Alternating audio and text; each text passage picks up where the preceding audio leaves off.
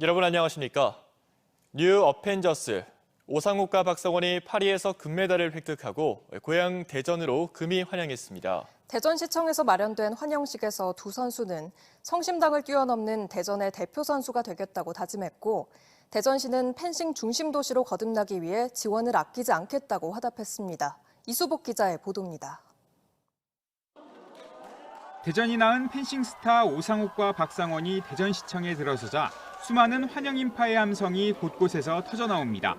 오상욱은 파리올림픽 펜싱 사브르 남자 개인전과 단체전에서 모두 우승하며 2개의 금메달을 획득했고, 올림픽에 처음 나선 박상원은 신예답지 않은 노련한 플레이로 단체전 금메달을 이끌었습니다. 운동을 좋아하는 한 어린이였고 또 꿈나무였습니다. 근데 이제 지금은 사람들이 또 알아봐주고 관심 가져주시는 그런 부분이 큰 차이인 것 같습니다. 동네 형동생 사이로 태권도장을 다니다가 우연히 펜싱을 시작해 대전 매봉중학교와 성촌고등학교 두 곳을 나란히 졸업한 오상욱과 박상원. 두 선수는 대전이 따스한 안방 같은 존재라며 성심당을 뛰어넘어 대전을 대표하는 선수로 남고 싶다는 포부를 드러냈습니다.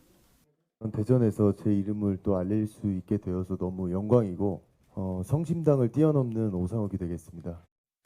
대전은 오상욱과 박상원 이외에도 여자 사브르 단체전에서 은메달을 획득한 전은혜와 전하영을 배출하는 등 대한민국 펜싱의 요람이 됐습니다.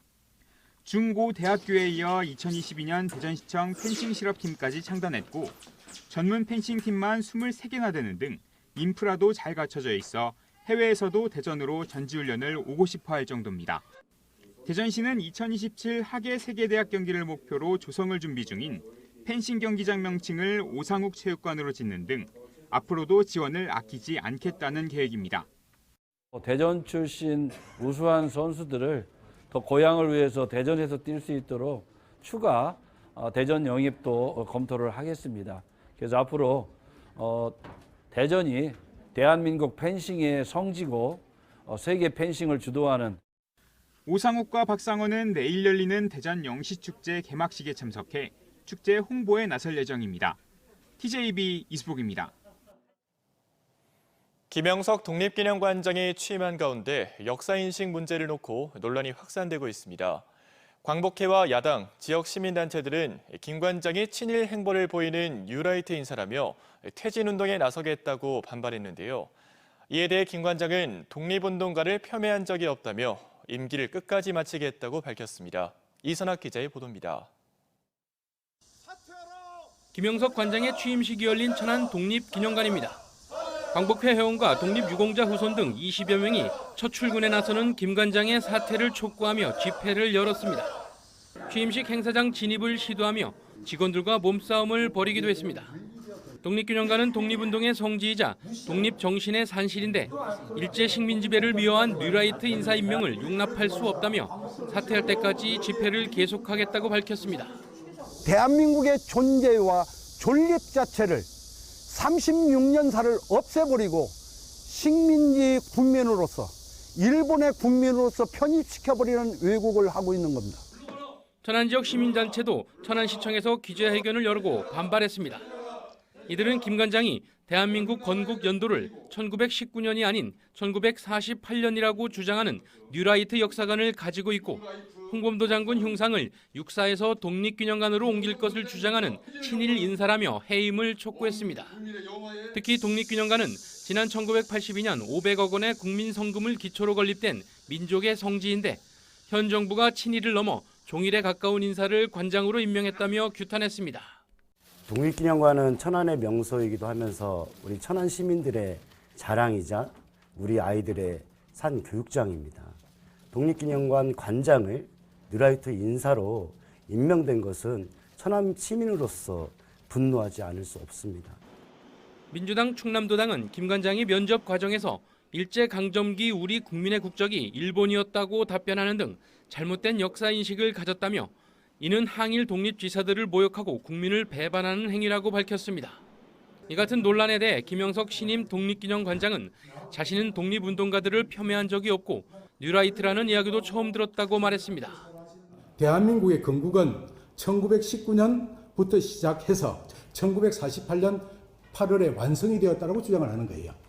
독립운동가들의 임시정부의 활동을 폄훼하거나 부정한 적이 한 번도 없습니다. 이어 광복 회원들과 언제든지 대화는 하겠지만 2027년 임기까지 성심껏 근무하겠다고 밝혔습니다. 이 같은 해명에도 주말인 토요일에 이어 다음 주 독립기념관 광복절 행사에도 김관장 해임 촉구 대규모 연합 집회가 개최되는 등 반발이 확산되고 있습니다. TJB 이선학입니다.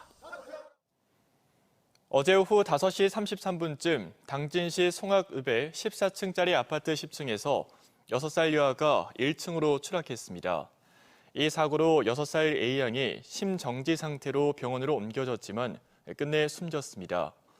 경찰은 A양이 의자를 타고 창문 선반에 올라 일어난 사고로 보고 정확한 사고 경위를 조사 중입니다.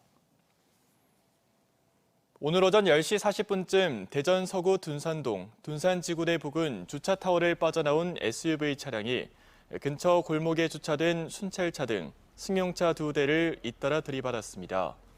이 사고로 승용차에 타고 있던 50대 운전자가 다쳤으며 사고 차량은 아파트 담벼락을 들이받은 뒤에서야 멈춰섰습니다. 사고를 낸 69살 운전자는 당초 차량 급발진을 주장한 걸로 전해졌지만 이후 경찰에 본인이 가속 페달을 밟았던 것 같다고 진술한 걸로 파악됐습니다.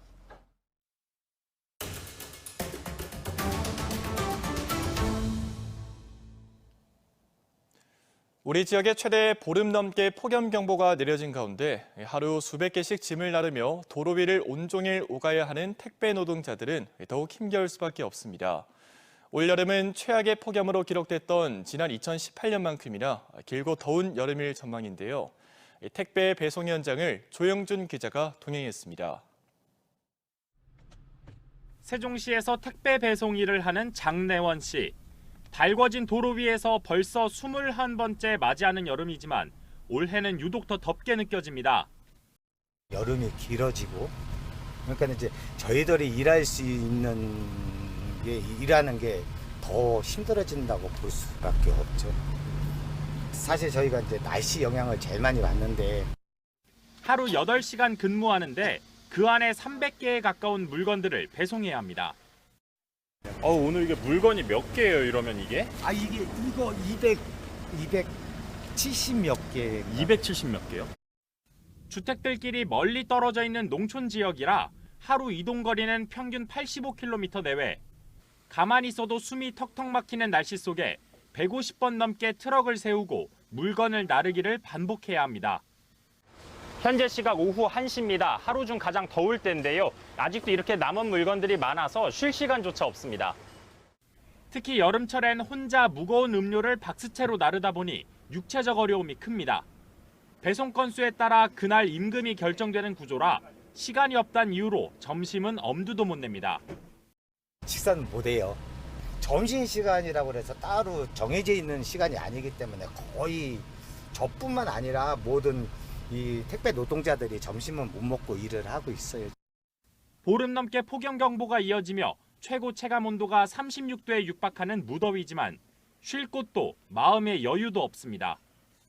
사실 쉼터를 갖다 조성을 한다고 하더라도 그만큼 시간적 여유가 있어야지 거기 가서 또 쉬고 하는데 쳇바퀴 또 도르니까 사실상은 참 힘들어요. 전국 서비스 연맹에 따르면 택배기사와 같은 이동노동자 1,200여 명 중 85%가 최근 2년 사이 폭염으로 인해 온열 질환 등 건강 이상을 겪은 걸로 조사됐습니다.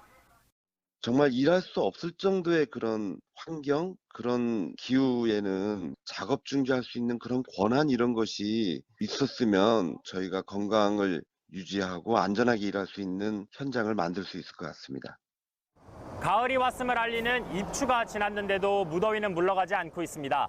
지난 2018년 이후 가장 덥고 가장 긴 여름으로 기록될 올해. 도로 위 노동자들은 그 어느 때보다 힘겨운 여름날을 보내고 있습니다. TJB 현장 리포트 조형준입니다. 충청권의 식수원인 대청호의 추동수역과 회남수역에 조류경보 관심 단계가 발령됐습니다. 금강유역환경청은 지난달 집중호우로 유입된 영양물질이 대청호 하류까지 이동한 뒤 최근 계속되는 폭염 등으로 인해 녹조 증식이 가속화된 걸로 보고 있습니다. 앞서 지난 1일 대청호 문의수역에 내려졌던 관심 단계도 그대로 유지되는 가운데 환경청은 녹조 저감 장치를 투입하는 등 안전한 물 공급을 위해 노력하겠다고 밝혔습니다. 유명 연예인의 얼굴을 합성한 인터넷 방송으로 불법 도박 사이트로 홍보하고 가입을 유도해 51억 원의 부당이익을 취한 일당 11명이 경찰에 붙잡혔습니다. 충남경찰청은 도박공간 개설 혐의로 사장 20대 A씨와 팀장 등 주범 3명을 구속하고 8명을 불구속 송치했습니다. 이들은 도박 해설 영상을 유명 연예인의 영상으로 합성해 자신들을 드러내지 않았으며 2022년 12월부터 지난달까지 서울 도심의 사무실에서 인터넷 방송을 운영해 4,520명의 도박자를 모집하고 3,800억 원을 입금받아 51억 원을 챙겼습니다. 도박 참여자 중에는 청소년 24명도 포함됐는데 경찰은 도박 중독 치료를 받게 하고 범죄 수익금은 기소 전 추징 보전 조치를 취했습니다.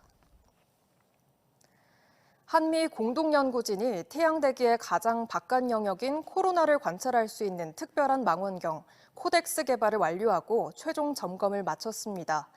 오는 10월 미국 나사 케네디 우주센터에서 발사될 예정으로 태양 연구의 새로운 지평을 열 것으로 기대하고 있습니다. 조혜원 기자가 보도합니다.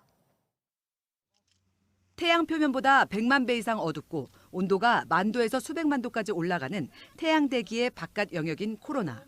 태양풍의 가속 원리를 밝히고 우주의 날씨를 알 수 있는 태양 연구의 핵심입니다.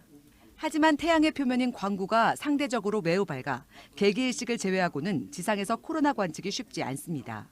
우주항공청과 한국천문연구원, 미국 항공우주국 나사는 2016년부터 공동 연구해 태양의 비밀을 풀 수 있는 코로나 관측 망원경인 코로나 그래프, 코덱스 개발에 성공했습니다.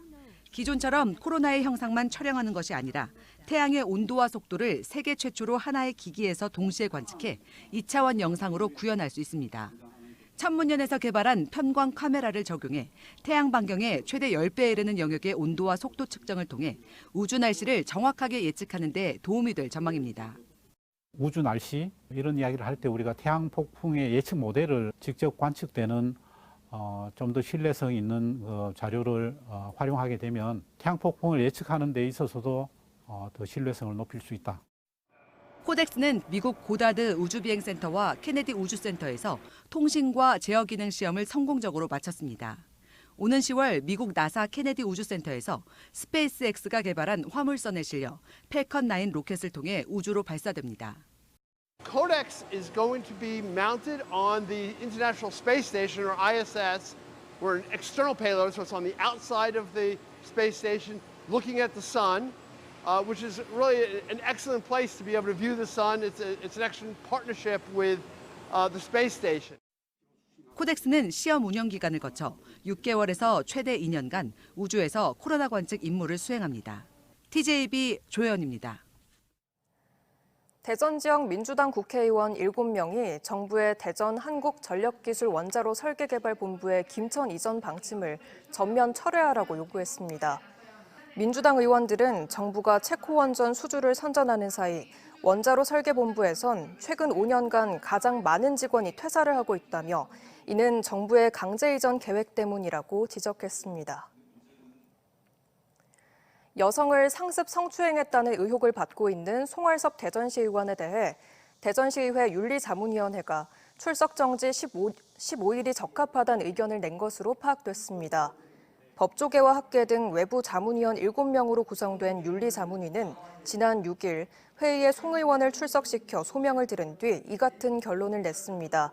지역 여성단체들은 성명을 통해 사실상 경징계에 가까운 결론이라며 진상규명도 없이 일방적 판단을 내린 윤리자문위의 결정을 강하게 비판했습니다.